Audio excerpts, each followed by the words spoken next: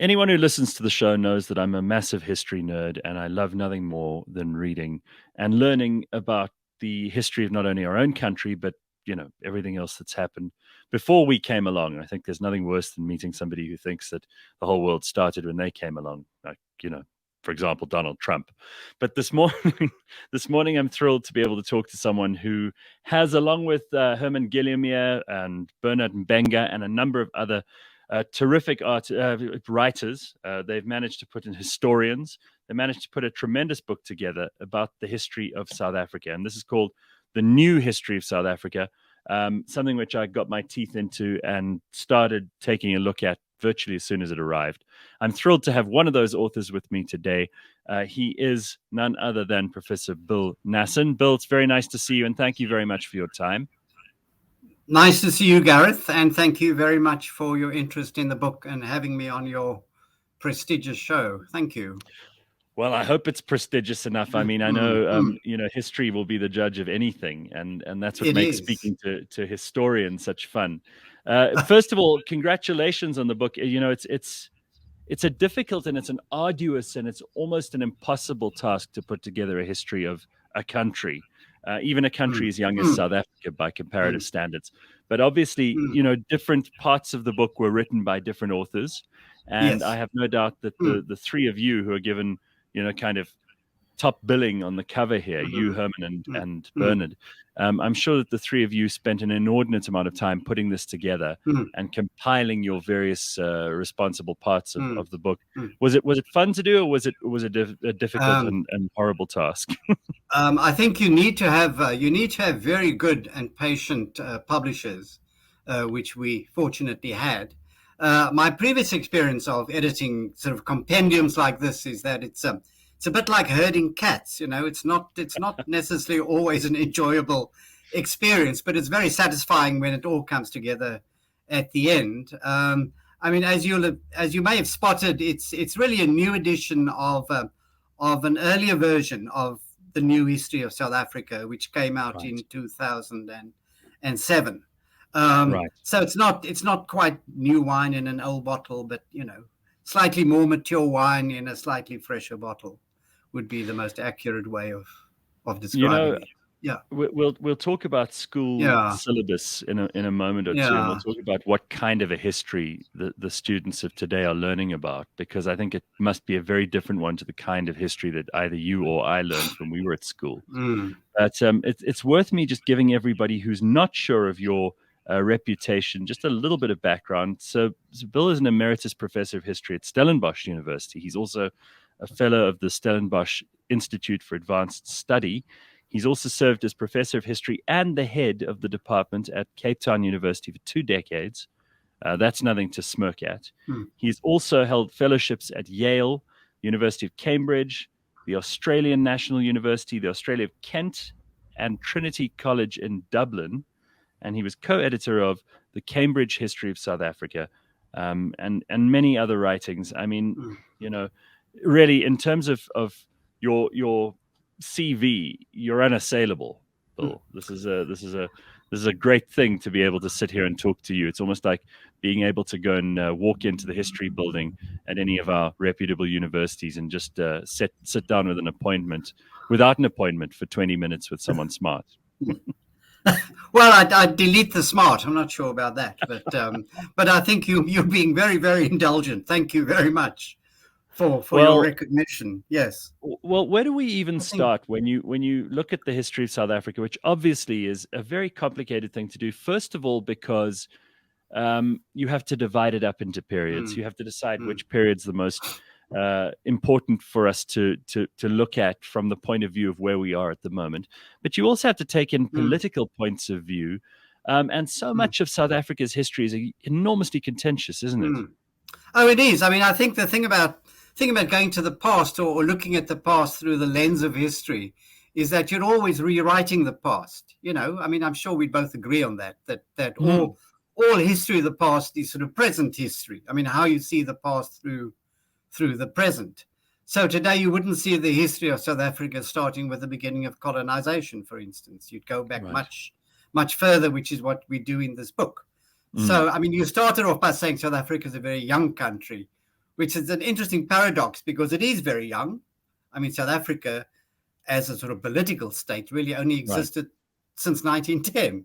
But it's also a very, very old country. And one of the, the first section of the book is really about the very early settlement of South Africa, Well, you could even claim long before that we were the cradle of civilization. Yeah. I mean, you go back through millennia to the very origins of humankind in this part of the continent. So in that sense, the book is about a new country, but also about a very old country. And that's one of the very many paradoxes of South Africa. And the other thing, if I can just slip this in quickly, is that a lot of it is about migration. The history of South Africa is the history of migration. And that, again, is a very present resonance, where we live in the midst of xenophobia and so on.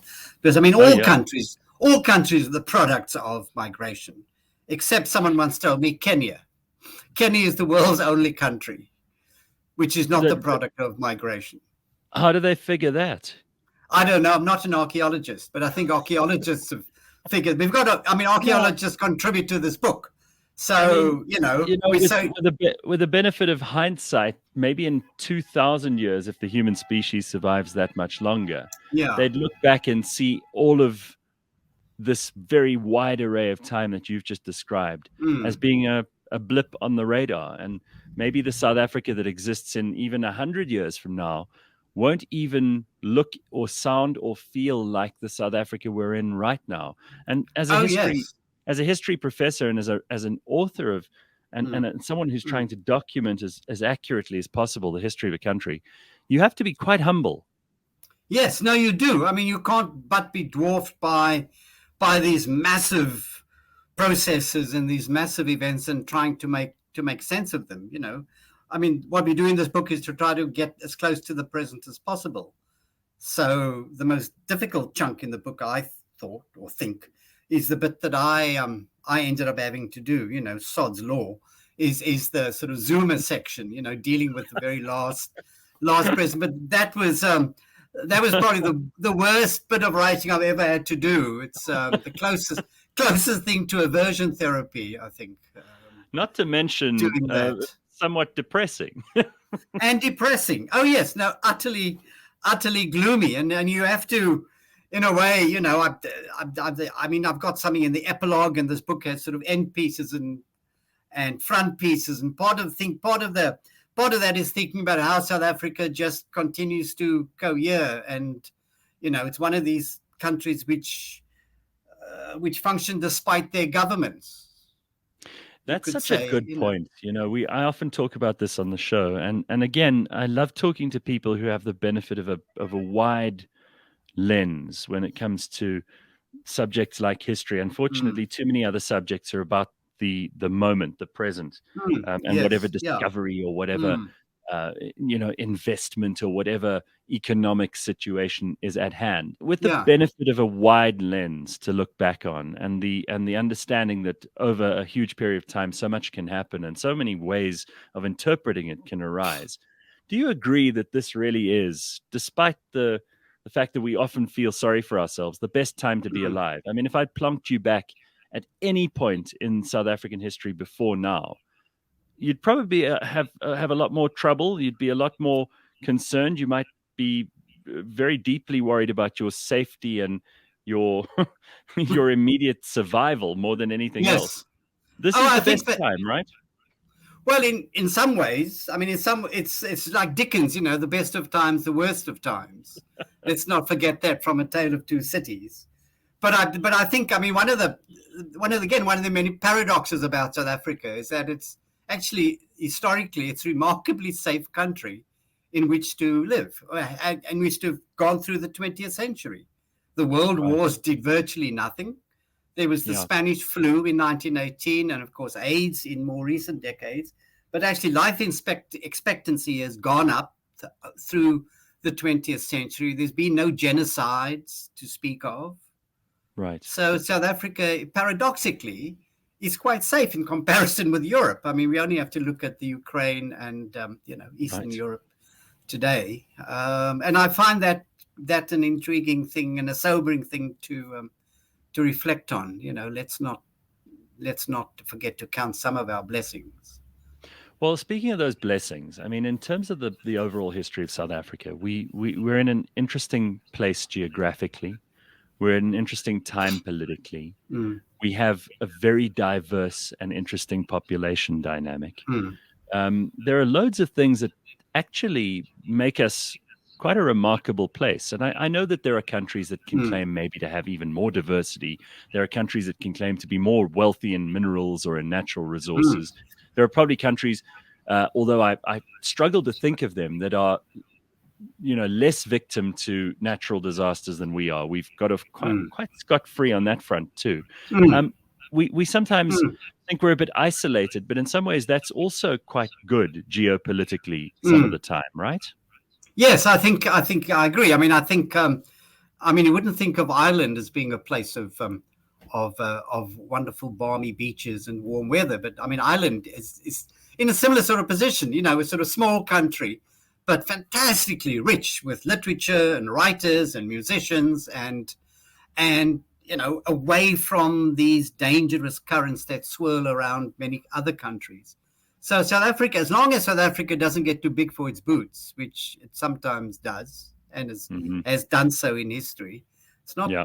it's yes, if South Africa retains a modest sense of itself, then things could, keep on ticking over, I think. Is it a very Mm, difficult thing when you're putting a book like this together, and especially when you're writing a chapter like yours at the end about the Zuma years? Is it very difficult to balance fairly? And again, this is not a perfect science. History is mm. is not a No, scientific it's subject not. for that No. reason. Mm, Um, is it a difficult thing to balance the cultural interests and the mm, political interests of so many mm. diverse people? Mm. Oh, it's very difficult. I mean, it's very difficult to deal with in ways that don't compartmentalize people Mm, into racial silos or whatever. We live in a period where there's we know the period through which we are living, where there's a sort of race obsessiveness. yeah. But what we try to do in the book is to find other ways of thinking about those things through other prisms. I think, for instance, the early part of the book with the settlement of the Cape, there's quite a lot about religion, and I always think religion is one of the neglected themes in many South African histories. We live in a deeply religious country. I mean, not I'm That's such a personally good not point.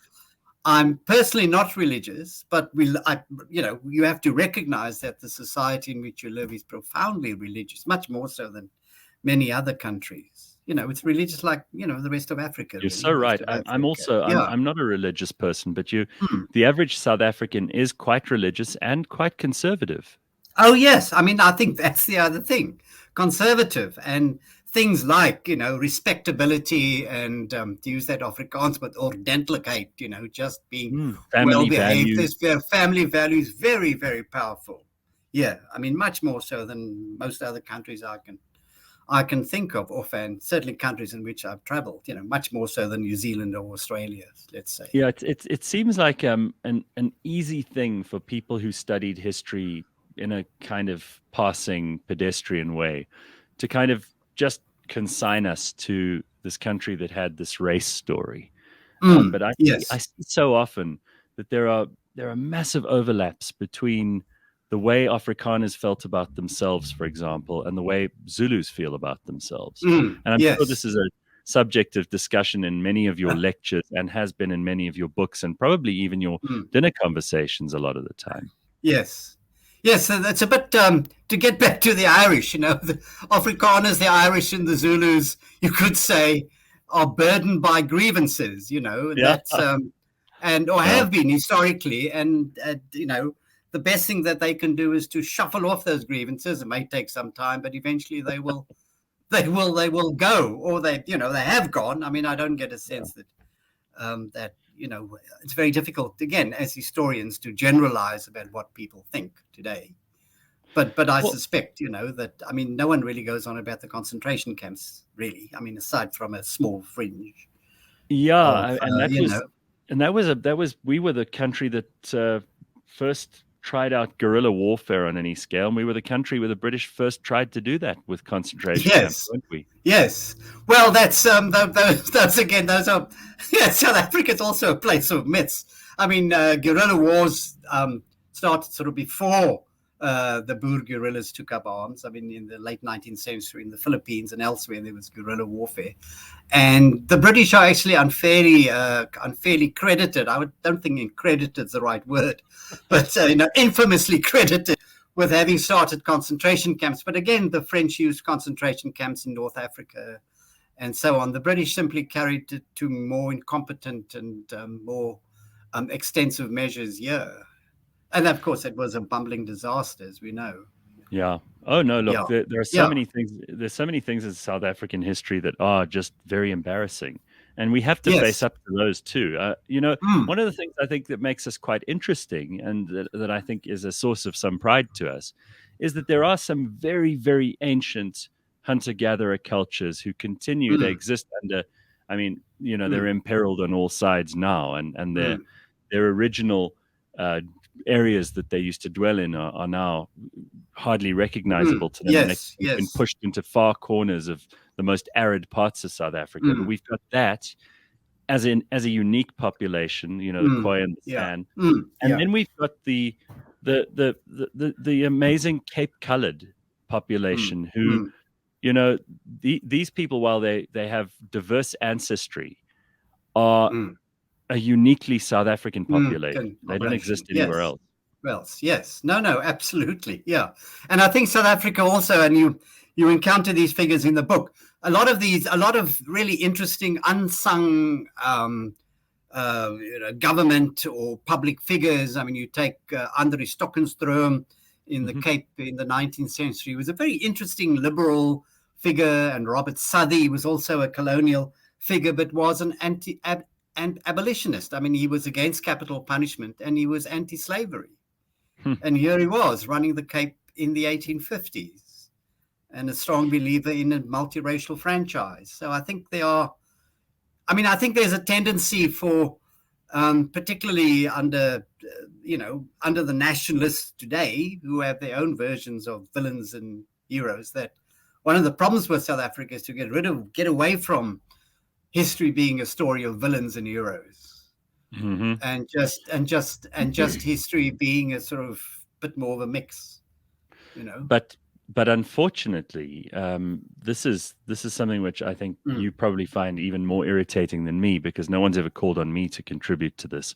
But they try to put out these lists of the greatest South Africans, Africans, yes, yes, and yeah. oof, well, I mean, where do Well, again, your villain might be someone else's hero and vice your versa. own, yes, But yes. again, you have to have such a deep knowledge of history to understand that some of the best stories are not famous, powerful, or wealthy individuals who did, things with that Mm, power, wealth, or fame.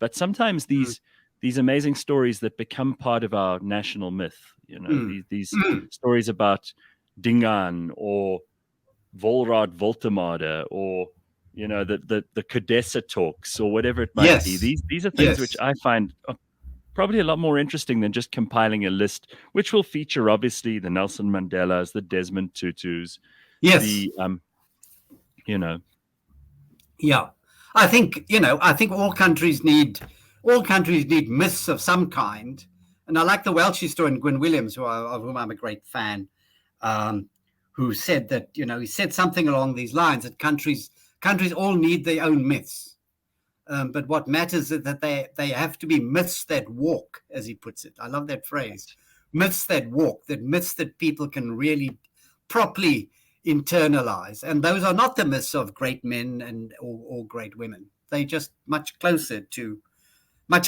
ordinary life, and much closer to the flux of daily existence, and like I don't know, the black sash here in the 50s, yeah. or I mean, those are the kind of Well, we did just have important Women's Day. figures, There's one. and There's women's, one of the yeah, famous, women who led that march who's still alive, and even her yes, version of history is different to perhaps how so many people wrote it down then. And this is yes, the oh problem, no, right? I sure, mean, yeah, I'll move off of general history in a second, because I do want to yeah, talk about mm, your own love of history and where that came from and what you're most interested in now. And we'll talk obviously in some more detail about the book. But where did it all begin for you? I mean, were you one of those children who was lucky enough to have had a good history teacher? Because that's what happened to me, and that won me over early. Yes, I mean, I didn't grow up in a house with lots of books. I grew up as a little nerd, really, with ethics toy soldiers. So I grew up fascinated by the Second World War. And I think a lot of people of my generation would have had the same experience. So I suppose my interest in the past was World War II and the idea of, the heroic Britons defeating the terrible Nazis. But then at school, I had, like you, wonderful history teacher, extraordinary history teacher who would teach us. He told us we needed to understand Fowler and Smith, which was a notorious nationalist textbook then. And he said, you need to understand this book in order to pass exams when you get to matric. But you also need to know the other stuff. So let me tell you the other stuff. So he gave us both. So we had, I think it's what educational theorists call a hidden curriculum. So that's what our history lessons were like. Our history lessons were the official history lesson. And then once or twice a week, we'd have another history lesson, including, debates and quizzes and so on about what he called the real story, which today you wouldn't call the real story. You'd call it something else. You'd call it another version or something. But that was amazing. And that just got me, really gripped me. And then at university, I had amazing history lecturers who were inspirational. And well, you say the word story because story makes up part of the word history. And obviously, obviously the great stories of our past are they're a window onto where we come from, and everybody wants to know a little bit about where they come from, if not a lot. Yes. Yes. Did you take an interest in kind of your own history, your own family history, or is that something that came after all of the other subject matter? No, I've never really been interested in my own history or family history because I don't know. I think I'm sort of a fairly boring person. So I'm more interested. I think I'm more interested in other people. You know what I mean? If that makes sense. I'm interested in other people's stories. Well, interested is interesting, and I don't think anyone who's written as many books as you have can claim to be boring. No, I mean, one of the jobs I really liked was when I, after a period of a decade more studying and working in Britain, I came back, and then I had a job in an oral history project at UCT. My first job here in about 1985, and that was interviewing residents who'd been in District 6.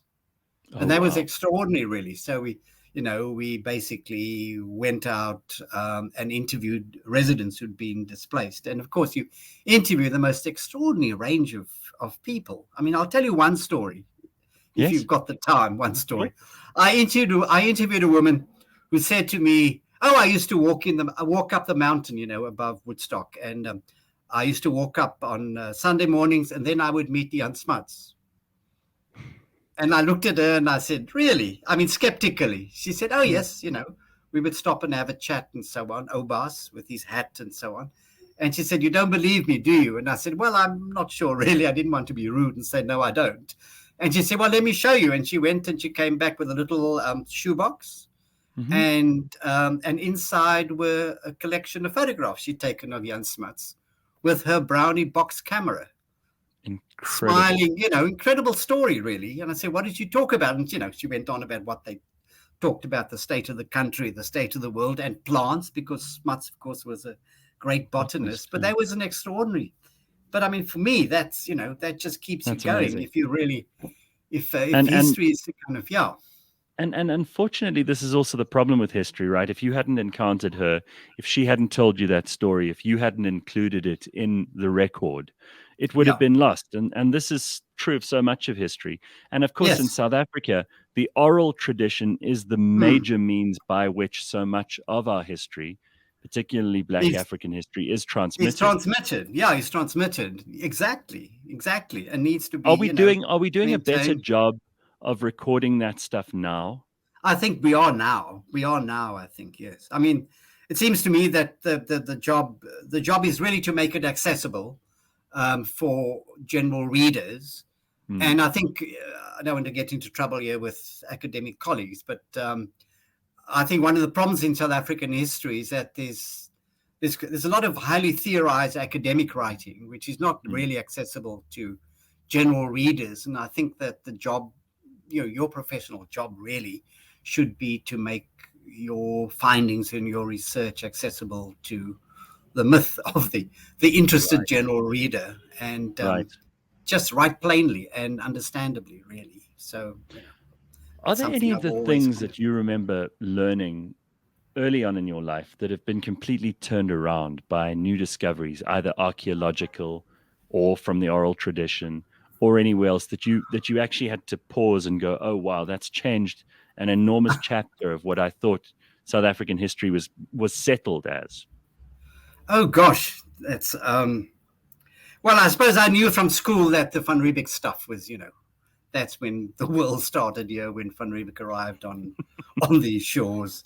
I think that was about 52, and so on. But I mean, there are some very interesting. Can I tell you another little story? So there's Saul Plaatje, who the first Secretary General of the ANC, the South African National Congress back then, and he lived in Kimberley, and he had a fight with his landlord about the rent. The landlord put up the rent, and hadn't given him sufficient warning, so they had an argument.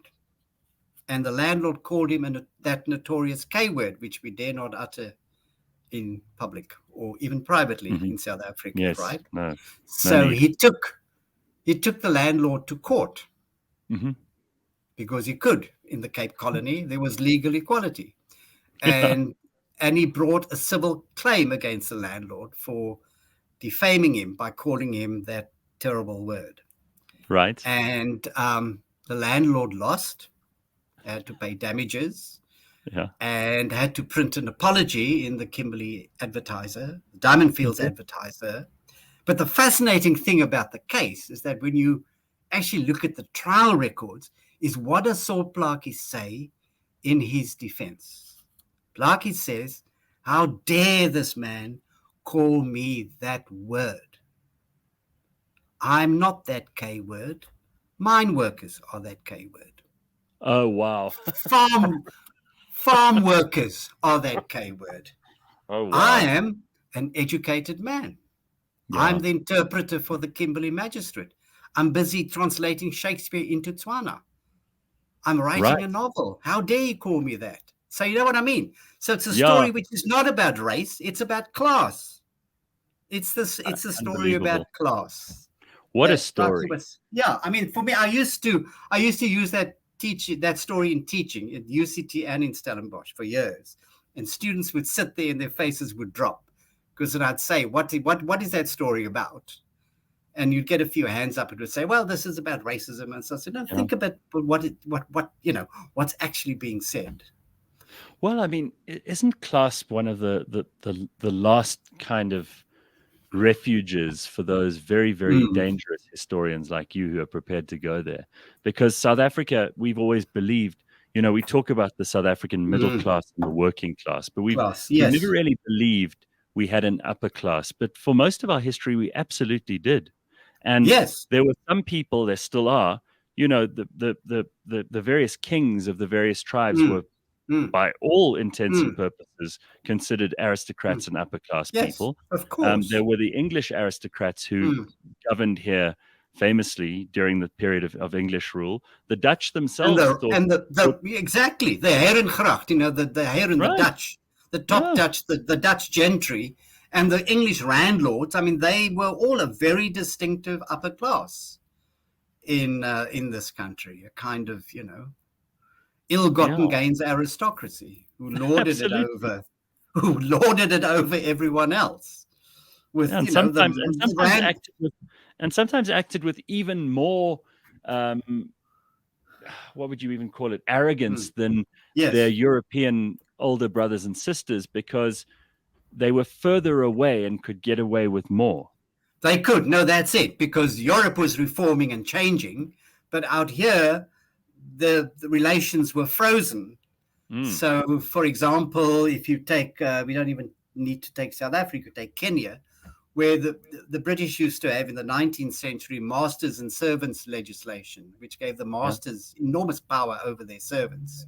But of course, that was outlawed in Britain by the end of the 19th century. But it continued in Kenya up to the 1960s.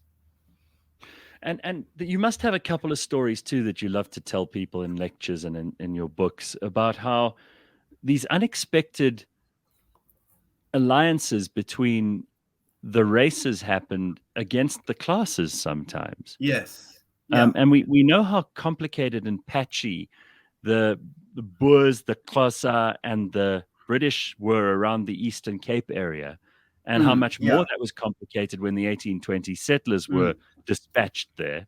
And again, how even inside the various Xhosa tribes, there were enormous rivalries, and people were selling out this one to that one.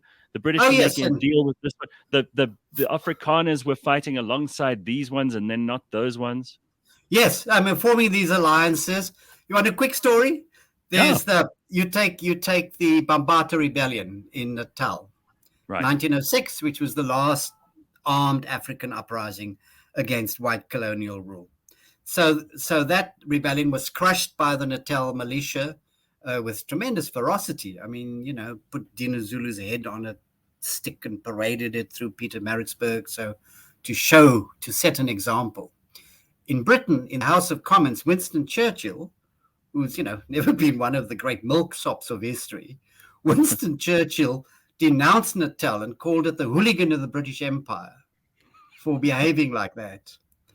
And this is the great story. So the Zulu leader was then sentenced to 6 years. I forget exactly how long, but for 6 years or longer sentenced to prison. And then in 1910, South Africa became a union.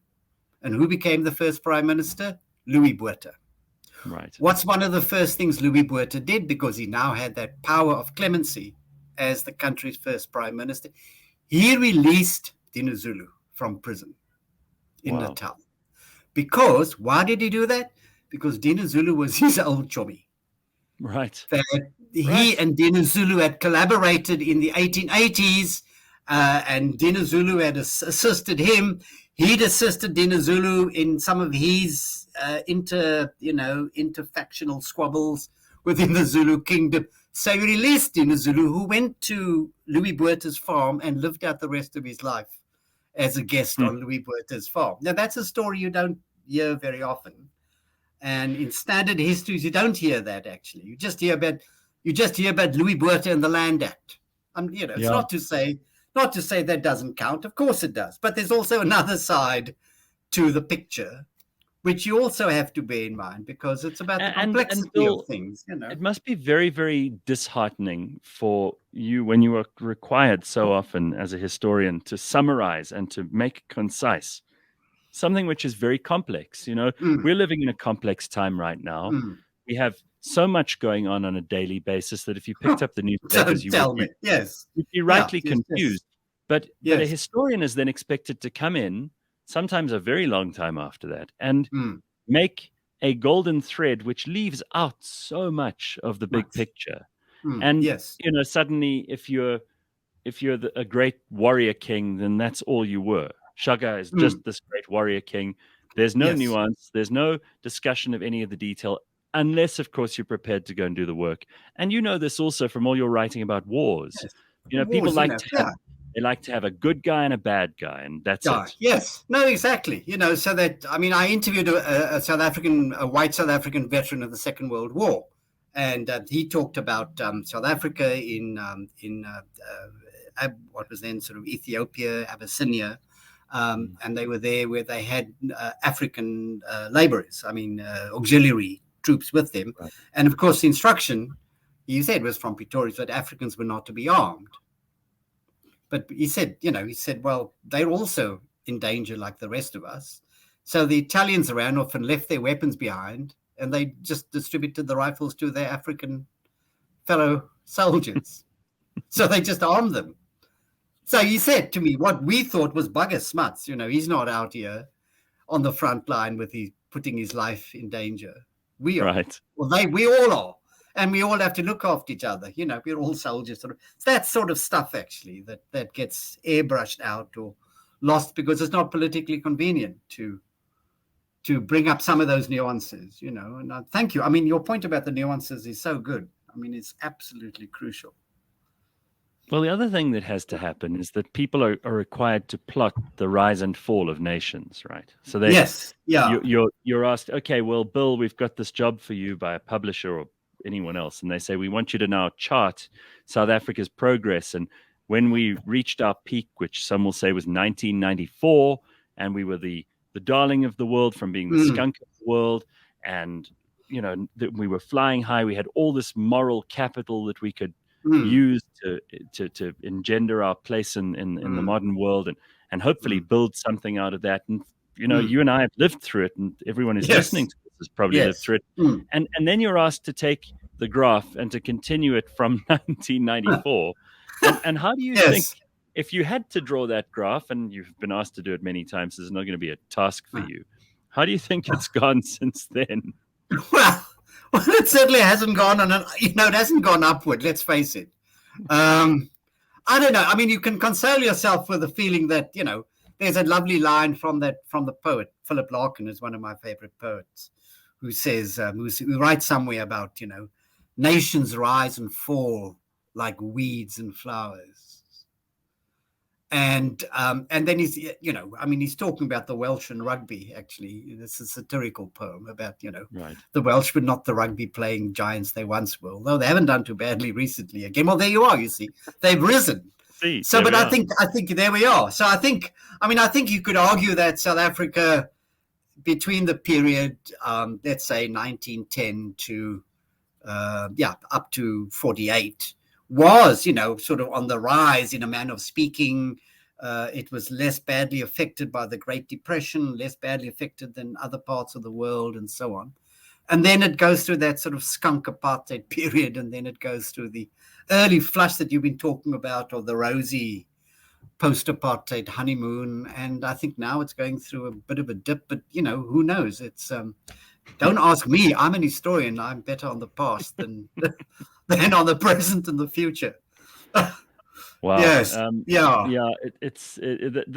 Zuma years are certainly, that's a horrible chapter to have to write. But there are amazing resources available to historians now that probably weren't available before. You know, the ability to record things, the ability to have conversations like you and I are having now across a great distance. I'm able to pick your brain and ask you things which before I would have had to have been a paying student at UCT to be able to do. This is great news for everyone who loves history, isn't it? Oh, yes, absolutely. So much easier now. And I think, you know, we live in a, I mean, this is something to celebrate. We live in a disobedient kind of society. I mean, that's, I think, one of South Africa's saving graces. I mean, there's some very bad things about it, you know, drunk driving and so on. But in other respects, it's not a conformist kind of society. And that, I think, is one of the great hopes for the future. Long may it remain so, that we can chat like this. I mean, this, for instance, you know, I mean, imagine trying this in the 1960s, for God's sake. Oh, no. You know, well, exactly. Yes. Yeah. Well, again, so we can do that now, you know. Does it, and I know you don't sound like the kind of person who gives into irritation easily, but does it irritate you that people have a very short memory, and that their ability, as opposed to yours as someone who's made a life of studying history, does it annoy you sometimes that so many people, particularly young people, I've been going around wherever I could from school to school telling people, please study history, because it teaches you, it's the only subject you do at school that's actually about people. And it gives you perspective, you know, and perspective and context are probably what's missing. You know, when you see people arguing about politics or about, you know, culture or anything else, history gives you tools to be able to, first of all, I think, be a little more tolerant and understanding. And second of all, to have the ability to not always judge, because you, as you said just now when I asked you about the future, you don't know. You have a little humility. Yes, and I think the other thing that history teaches you is kind of empathy. I mean, there are people you may not like, but, you know, history will teach you to have some sense of You may not agree with them at all, but you must, you should end up through history with understanding them and understanding what those positions are, even though you disapprove of it, being able to just put yourself into someone else's shoes, to put it very bluntly. Well, that's a very controversial thing to say these days, because we have a lot of revisionist historians. And I'd love to know your opinion on people pulling down statues, people rewriting history completely, people trying to make, and we've seen this in South African history. This has happened a number of times. We've gone through this cycle over and over again, and it seems that there are still a number of people in the world who are not content to learn any of history's lessons, instead want to sanitize it in some cases, villainize it in other cases, make it up completely out of whole cloth in some other places. How do you feel about those people? Well, I'm absolutely opposed to, pulling down statues. I mean, put up new statues, but Right. don't pull down existing ones. And or the new ones, move the really onerous ones to less prominent places or something. But Sure. the point is that the new ones you put up may be shiny now, but who knows what they'll look like in 50 years' time. They may too have feet of clay. I mean, there's one view. Yeah, I mean, the Romans used to tear down statues all the time. It's probably not widely known, but they were constantly doing that, melting them down because they used the coin. So the statues they used as money. But I mean, I think that's very reprehensible. You can't erase and rewrite history. It's warts and all. You've just got to face up to it. And you also said that history teaches you empathy. Teaches you empathy, but it also we need to be reminded of how awful people can be as well. And if we erase any of this history, for example, we decided that the apartheid era was so embarrassing that we needed to completely wipe it from the face of the earth, we would soon find that there would be people who would be coming up with as noxious ideas and trying to proffer them as something new, because people had forgotten that was already something we'd tried. And it's of course, not to be done again. Absolutely. You invent a kind of fake amnesia about aspects of the past, because you think the point is to feel good. That history must make you feel good and feel positive and feel wholesome. And I don't think that's what history is. History is not that. It's not therapy. If you want to do that, then have therapy. But don't do it. Don't do it through studying history. Wow, I'm actually just so happy to be talking to someone about these things, which too often I'll find a friend of mine is particularly interested in maybe some part of history, but to talk about it with someone who's had the wide range of experiences and has read as much and understands as much about it as you do is real privilege. Bill, I also hear you're a massive fan of Peter Cook. I am. Yes. No, I'm a lifelong member of the Peter Cook Appreciation Society. Are you? I mean, I've always been a great Peter Cook. I don't know how many people will remember Peter Cook. Once a collaborator with Dudley Moore, of all people. Yes, right? That's right. Yes, the two of them. Yeah, yes. And a man of many wonderful sayings and sketches. I mean, one of his famous one of the sayings I love is Peter Cook saying, "The tragedy of my life is that I was an only twin." Nice actually. And then he does. And if you remember the Jeremy Thorpe trial, the Jeremy Thorpe case in 1971, the Liberal Party leader who was acquitted, astonishingly, in the court case, acquitted of conspiracy to murder. And then Peter Cook does a sort of comedy sketch where he's dressed up like the judge, and he says to the jury, "And now, ladies and gentlemen of the jury, you may retire to consider and deliberate over your verdict of not guilty." Etc. Yeah. Yes. My very minimal exposure to him came in the form of a cameo he did in Blackadder alongside Rowan Atkinson, where he played King Richard III. And yes. He was dry, and he was probably very, very drunk through the filming. Yeah. Oh, yes. But what an incredible! I mean, for someone to make that impression on you, in about Yes. 5 minutes of screen time. Just shows you what a character he No, must have been. no, it's astonishing, actually. I mean, it's terrible, the end of his life where he was, an alcoholic beyond measure. But I mean, to the extent that people would hide the, if they had, what do you call it, mouthwash in bathrooms, they would hide it when Peter came around for dinner because he'd be dopping away, It's really awful. But for me, the funniest man, actually, who ever lived. Do you think about posterity, either your own or that of the great people who you've studied in your life, and try to figure out what it's all about? Because so often we compare the story of X person or Y person, very often because that person has been tremendously powerful, or they were just absolutely downright evil and genocidal. The greatest names could be the builders of civilization, but they could equally be the ones who killed off civilizations. But do you think about posterity very much? And do you think that we've ever really come up with a good way of measuring whether someone has lived a valuable, productive life or not? I don't know. I mean, I don't know if I think about posterity, I don't know. I think of Shane Warne, I mean, if I were to think of an heroic figure for me, it would be somebody like Shane Warne, the Australian classic Aussie sort of larrikin. Yeah, just because what he did, what he did for whatever, people who love cricket and sport. Yeah, I don't know. My own posterity, no. I mean, I always like that Spike Milligan thing about, I think it's actually on his gravestone. Something like, here lies Spike Milligan. And the inscription is C ? I told you I wasn't well. That's terrific.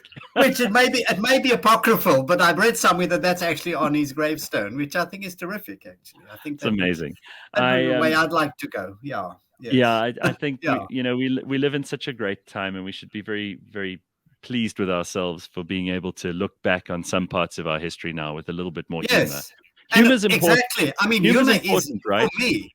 Humor is so important. I mean, university lecturers, my English, I mean, in Britain, my university lecturers taught history through with lots and lots of humor, actually, constantly, pricking the pomposity of the great and the good. And that's what, I mean, that's no better way of communicating things and getting people to reflect a bit more critically on what they're looking at.